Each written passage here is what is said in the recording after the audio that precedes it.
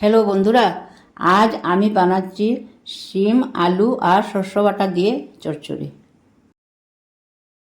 এখন আমার তেল গরম হয়ে গেছে। আমি এই গরম তেলে সাদা জিরে দিয়ে দিলাম অল্প।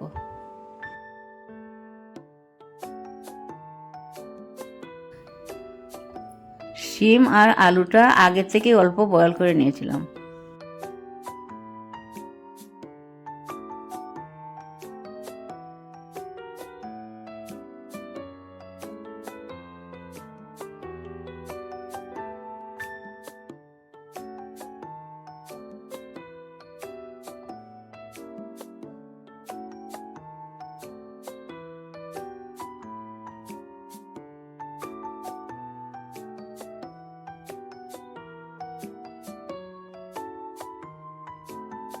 এবার 1 চামচ হলুদ দিয়ে দিলাম।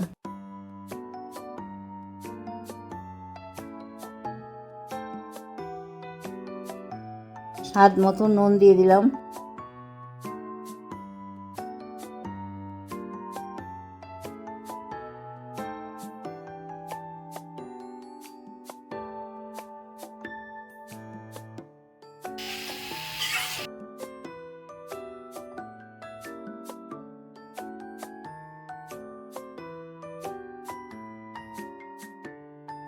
আমার শিম আলু ভাজা হয়ে গেছে।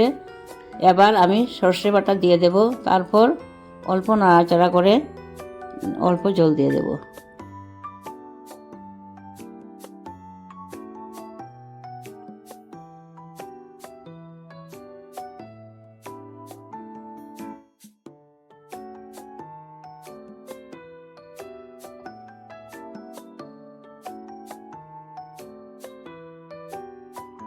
এবার কাঁচা লঙ্কা দিয়ে দিলাম। আমরা ঝাল বেশি খাই না। তোমরা যদি ঝাল খাও তাহলে শুকনো লঙ্কা বা কাঁচা লঙ্কা বেটে দিতে পারো।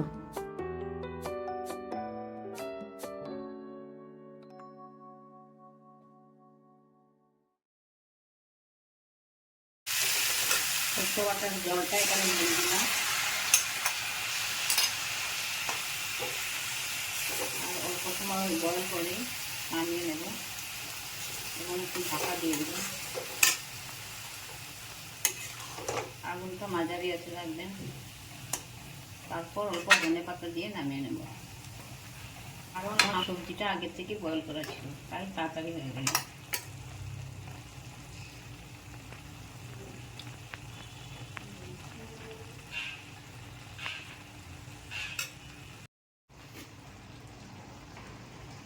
আমি সামান্য ধনে পাতা কুচি দিয়ে দিলাম।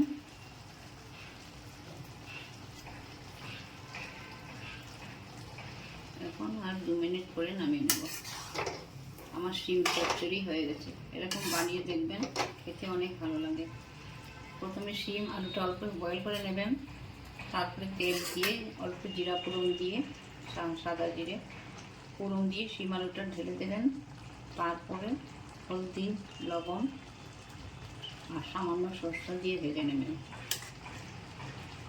খেতে অনেক ভালো লাগবে। আপনারা খেয়ে দেখবেন, আমাকে জানাবেন কীরকম হয়েছে।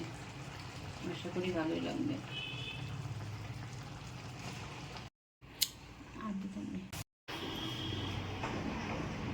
আমার শিম আলু দিয়ে চচ্চড়ি ফিনিশ হয়ে গেছে।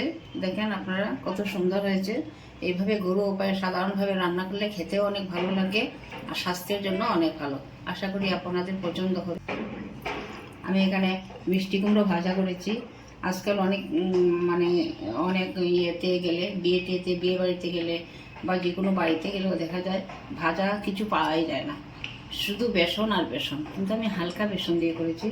হ্যাঁ, মিষ্টি কুমড়ো ভাজা আর বেগুন ভাজা ওরকম অল্প চিনি, অল্প লবণ আর অল্প হলদি আর সামান্য বেসন, হালকা করে বেসন দিয়ে ভাজলে ভাজাটা খেতে অনেক স্বাদ হয়।